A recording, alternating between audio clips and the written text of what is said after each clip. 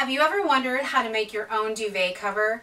Well, I'm Renee Romeo and I'm here to show you how to do just that. If you own a sewing machine, this is just some straight, simple stitching and you can accomplish this project in just a few hours. So let's talk fabric. Your fabric choices are either doing something with a solid color fabric like I have for my lining fabric, and for the top I have a pattern fabric. Now if you go ahead and you choose two fabrics that don't have any pattern to it, then all you need to do is just take your measurement from the top of the bed to the bottom of the bed where the drop is, and that's your finished length. But in my case, because I'm using a pattern fabric for my face fabric, I do need to make sure that I have extra yardage so that I can match all of those motifs all along the finished side of the fabric. So if you have that same issue, you're going to want to purchase a little bit of extra fabric to make sure that you can match all of those motifs. So what I'll do is I'll take you over to the board and show you exactly how I lay out my pattern pieces. The way that you lay out your fabric pieces on top of your bed are as follows. You're going to take the entire width of your decorator fabric, anywhere between 50 and 60 inches wide, depending on the type of fabric that you buy.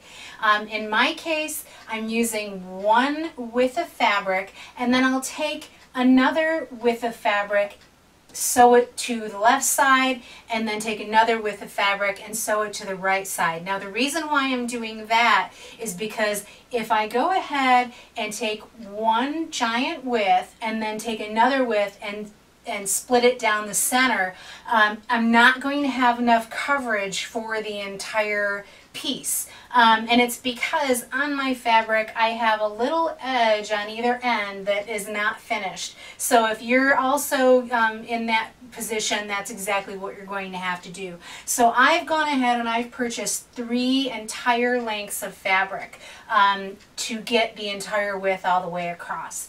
So you'll see my finished length is going to be 1/16, but that's not what I'm going to cut. I'm going to cut it at 1/17 because I need 1/2 inch seams at the bottom and the top. And then going across, I have a 52¼ inch finished piece, a 28½, a 28½, and then an additional 3½ on either side. Now the reason why I'm going to cut this at a curve at the top is because I'd like to go ahead, lay the duvet cover across the top flat, and be able to tuck it in underneath my bed pillows. And then I can flip it up over the top of those bed pillows and have a little bit of extra length on either side so that it's not going to raise up on, in the area where those bed pillows are. So if you're doing the same thing, you can go ahead and curve it and it'll even that out across the entire length as you're looking at it across the side. And if not, if you're not going to be tucking pillows in, then you can simply cut these straight and you'll be just fine. So in my case, it's 3 widths all the way across. It'll be the same for you whether you have 3 separate pieces or if you have one piece and then another piece that you've cut in half and attached to the sides. The very first thing that you need to do before you start cutting and piecing all of your fabric together is to get a nice straight edge along your bottom edge. You need to do this so that the duvet cover will be nice and square. It won't be going off at an angle. So basically I take my selvage edge, which is the edge of the fabric, along the long length, and I line that up along my craft table edge. Then I take a nice long straight edge along the other side, and I go ahead and take my Sharpie marker, line this ruler up, and then I can go ahead and mark all along the edge of that fabric. And now this is going to be my cutting edge, and this is going to be exactly where you will cut yours to make it nice and even all the way across. Now we're looking at the back side of the duvet cover, and on that side, that's where I'll place an opening to insert any kind of filler I'm going to put in there. And I need to leave this open with some buttons so I can close it up after the fact. Now anytime that you're doing an opening, what you need to do is you need to make sure that both flaps on that opening are finished. And so that means that you'll have to add additional yardage to your measurement in order to fold over those sides and have them nice and finished and to accommodate that line of buttons. So you'll see I'm doing this exactly the same way as the front, but this fabric does not have a pattern to it, and I actually get more width length out of it, so I can go ahead and just run one full width of fabric down the center and then split the fabric right down the middle and attach it to both sides. So this backing will be a little simpler as far as cutting is concerned than the front. So the top flap is basically cut out at this point, and so I have a smaller measurement here that I'm going to fold over for buttons, and I'm going to use this one as the entire width, and my next one I've simply taken the width, length, and I've put it on top of one another, lining up those selvage edges. And so this is what I'm talking about, using half of that width fabric for your side panels. So I'm just going to take a pair of scissors, run it down the edge, and now I have the entire width that I need for the duvet cover with these three pieces. Before these pieces get pinned together, I just want to give you a quick tip about dealing with velvet. Hopefully you can see this on camera really well. I have two pieces of fabric. Here's my full width piece, and here's my piece that's been cut in half. Now they need to be running in the exact same direction, and as you can see there's a giant color difference here between the two fabrics. So what I need to do is I need to take my half piece and I need to turn it around. This has something called nap, and that nap is running in a certain direction. So if you run your fingers over the top of this, you can feel one side is really smooth, and the other side, if you go ahead and rub your hand on it, it feels a little bit rough. So you want both of these going in the exact same direction, and if I flip this over, you'll see exactly what I mean.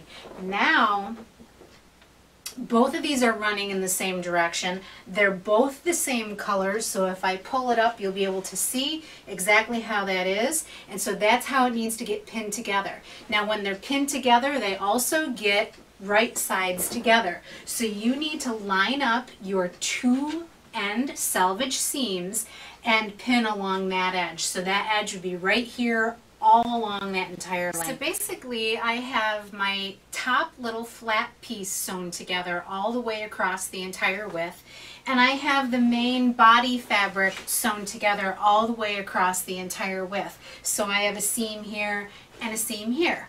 And what I'm going to do at this point is I'll take this upstairs and I'll put it on the bed and find out which direction the nap should run in order for this to look perfect in that room, because I know one side is going to look lighter in one direction, and if I flip it, it'll look darker in the other. So I'll just make that determination before I go ahead and put the strip on the top. All along this top edge on both sides where there will be buttons and buttonholes, we need to insert something called interfacing. Now interfacing you can use as a iron-in product or a sew-in product, and I'm using mine as a sew-in product. So basically what I've done is I've taken one giant long strip, I've cut it 1.5 inches wide, and I'm just going to simply insert it on this top edge, flip it over, so that I'm working on the back side now, so that I'm going to flip over the finished fabric on top of this, and I'm just going to run a stitch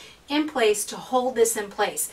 What this is going to do, it's going to stabilize the fabric, and it's going to give it just a little extra body, because it needs to take that wear and tear of buttoning and unbuttoning over and over and over again. So that'll give it more stability. Now that the edges are finished and they're all secured, what I've gone ahead and done is I've pulled out the entire measurement and looked at it across the entire length and figured out a measurement for my buttonholes and buttons to be located. And so mine turns out to be about every 8 inches. Looks nice to me. You can move yours around accordingly, whatever you think looks really good with yours. And then the other thing that I've done is I've gone ahead and I've purchased a self-covered button kit. I'm not going to show you how to do that in this video. That'll be a separate video, but I've gone ahead and I've covered 13 buttons, which is what I need, and they look really great. And so when they're on the entire project, they'll totally blend, but it's up to you. You can use a regular button if you'd like. So now that I have these marked, I'm going to go over to my machine and I'll go ahead and make my buttonholes. Now my buttonholes are going to be just slightly larger than the circumference of the button itself. So you go ahead and figure out what that is depending on what kind of button you're using, and then I'll meet you back here and we'll go from there and start assembling this all together. First button is in. So let me go ahead and show you how I go about locating that button to make sure that it winds up directly in the center of that buttonhole. I have a double length of thread, and so I'm going to go ahead and I'm going to double knot this as well. So when I double knot this, it's going to be nice and secure from the back side. And then I'll trim off the excess length. Now, I'm going to go ahead and work from the back side here, and I'm just going to locate this needle in the very center of the buttonhole, which has been cut open. And then I'll take my button. Now these self-covered buttons have a little loop on the back. Go right through the loop and then go right back through that same spot. So now that button is located in the perfect location. So I'm going to unbutton this one, unpin this, and then actually unbutton the button. So then, working on the back side, you're going to go back up through that same location, coming up, going through the loop underneath the button, and then right back down again. Same location. Okay, and so now that we're at the end, we've done this 5 times, this is the way that I finish off a button. So I'm just going to grab a little bit of the fabric in the needle itself, and in this loop I'm going to fish the needle through the loop, and I'm going to do this one more time because that will definitely secure this so that it'll take the wear and tear necessary to button and unbutton. So pass it through the loop again, and that's how you secure a button. Once I button this up, this back side is finished, and it'll be ready to attach to the front once I get that done. Now, the front of the duvet is a little bit more complicated to put together, only because we have a pattern to it. Now, this is a raised chenille fabric, and basically when you're dealing with a fabric like this, it's a bit unusual because what winds up happening is they stop the pattern a couple of inches before the actual selvage edge. So when you're considering how much fabric to purchase for this project, chances are you're not going to be able to just slit this down the middle and piece it on either end. So you'll have to buy 3 different lengths of yardage in order to get your entire length. Now my length is 117. What I'm doing with this is I'm taking the very center of the bed, and I'm going to place one of these motifs in the very center of that 117 inches. And that's exactly what you'll do if you have a pattern as well. So make sure that you put your main motif in the very middle of the bed, because that'll give the most pleasing look when the spread is on. So basically what we need to do at this point is we do need to match our pattern.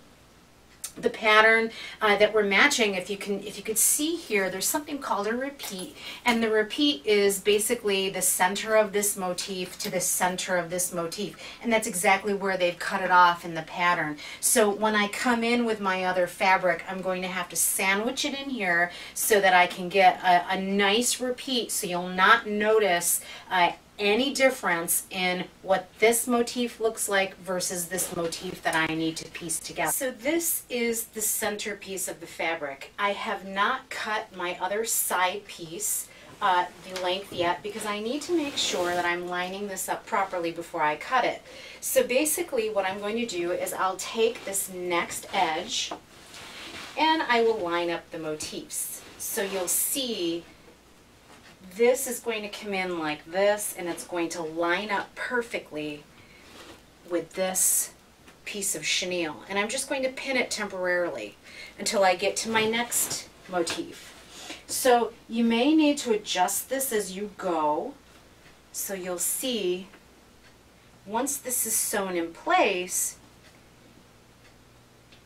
I'm just folding over the edge and pinning it lightly because I can move this around a little bit if I need to. So folding it over, getting this in place, pinning it and pinning it.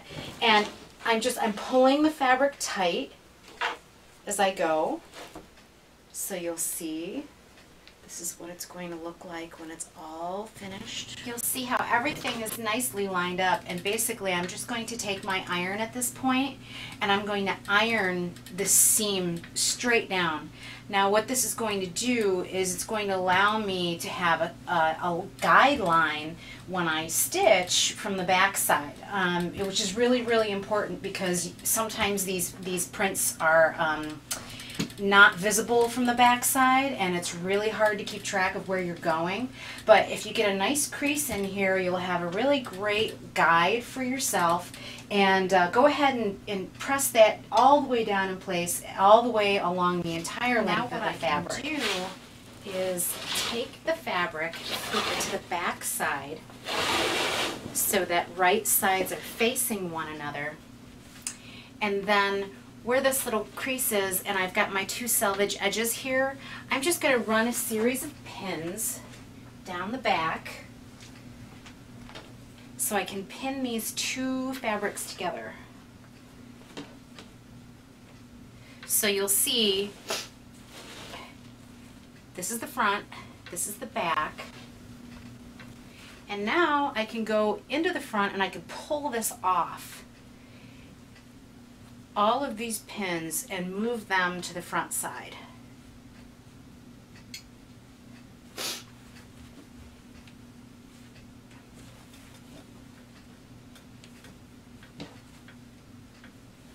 Now once that's done, you'll see I have my crease in here, and this is my stitch line. Now my stitch line, I could actually go ahead and move the pins onto the stitch line just so that I keep it in place a little bit better as I stitch. But what basically that's going to do, you see it just keeps it nicely in place, and this will wind up being just a perfect seam once it's sewn. And I'll just demonstrate this on the other side so that you can get an idea of what it's like moving either right or left. So we have a motif that needs to be moved up here, and again just lining up the pattern along this edge and folding over the selvage edge. So this is the selvage edge on this one here, and I'm folding it over and meeting it up with the existing motif and pinning it in place. And again, this is the line that's going to be here's pressed. The seam, perfectly aligned all the way from top to bottom. And if you follow these directions, you'll get the exact same results with your fabric. Now that the top and the bottom are both sewn together properly, what I'm going to do is I'll take these pieces out to a large area and lay them out. I lay one facing up and I lay the other one facing down so that the right sides are facing one another. Now the reason why I do that is because in case something shifted while you were stitching these seams, it may affect the size of the overall piece. It's a giant piece of fabric, so chances are you could be off by an inch or so all the way around the perimeter. So I do this just to double check before I go ahead and put on my rope cording, which will make it kind of impossible to go back in and change anything in case it needs to be tweaked. So now you'll see that I have it all laid out really well, and there on the edges I do need to trim it. So on my project I've actually tapered the top a little bit so that I can tuck pillows underneath it and not lose any of the actual width Now it's along the top edge. Your rope cording. Now actually you could just sew your two pieces front and back together and you'd be completely done at this point. But I'd like a little bit more detail on my duvet cover, and I'm installing a rope cord. Now rope cord has this fabric roping on one side and it has a bias tape on the other side, and they're attached with a piece of thread. And so what you're going to do is you're going to take this bias tape edge and you're going to line it up with the raw edge of your existing fabric. And the way that I like to do this in trying to determine where to start this off, try doing it on a corner piece that's opposite the door that you enter for your room. Or, you know, honestly, you don't want to put it at the very top where you'll be able to tuck it and no one would ever see it, because over time you're going to be pulling that duvet over your head and you could potentially pull that seam out over time. So I like to do it on the side. Mine is opposite the door that you enter, and I'm just basically going to take this and pin it in place, and I'm not going to do it right at the end. I'm going to pin it in place about 3 inches below the end and start it there. So you'll see this is my corner and I'm right about, I don't know, a foot below my corner on the least visible side. So I'm going to go ahead and sew that all together, sew it in place all together, and then meet back up and show you how to join these two pieces together. So you'll see I've installed my zipper foot, and my zipper foot allows me to get way up close to this rope cording. And so I'm also going to go ahead and set my machine so that my needle is all the way left. So my needle's all the way left, it's going to get as close to that as possible. And so now I have my corner, and I'm going to go ahead and get started here, and I just wanted to show you exactly how I do this. So I've got my edges all lined up, and I'm going to go ahead, lower this in place about 3 inches down, and start stitching. So you could see exactly where that needle is, and that's exactly where you're going to want to start yours. Just like that. And you'll see I've started unraveling both ends, and there are 3 different pieces here on each side. And so what you're going to wind up doing is you're going to try to weave these together so that they look as if they're one continuous piece. And the way that you can do that is you can overlap them slightly, and you'll kind of see I've got them all going in the same direction. And when it's going to be sewn down in place, you'll see that it'll look exactly the same as the rest of it. So I'm just flattening these out. I've kind of got them fanned out, 3 going this way and 3 going this way. So let me just stitch over the top and show you.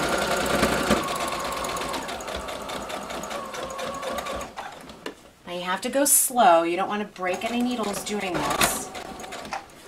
Okay, so let's see how that turned out. So you'll see I have this kind of splayed out. When this all gets sewn into place with the back side in, you'll see that that's going to lay nice and flat. It's going to look really great. That's exactly why you don't want this to be in the most visible part of your room, because you might have a little funkiness in there. And you know what? I mean, it looks perfect. Once it's all sewn into position, it's going to be nice and tight. I've got a little bit of extra gap in here, which you might have as well, but when you sandwich the 2 fabrics together on top of one another, it'll look great. So you're just going to get rid of all this excess bulk, and let's get pinning the two pieces together, top and bottom. So I pre-basted this edge before I'm able to go ahead and stitch this cording in place. And the reason is because this velvet is very slippery in comparison to the other fabrics. So what I have here currently is I've swapped out my zipper foot for a cording foot. And the cording foot on the bottom of the presser foot, it's got like a little crescent that the cording can just kind of travel along in and keep it really nice and close to that cording as it stitches. If you don't have that, go ahead and keep in place your zipper foot. You'll get right up next to this cording and make a really nice seam. So I'm just going to go ahead and start stitching and just you know, show you how this works. Sometimes too, just if you have 2 different types of fabric that you're sewing together, you're going to want to pull on one and kind of push on the other at the same time. Might sound out a little tricky, but as you get going, you can kind of even out all of these little nuances as you stitch. So let's go right ahead and start.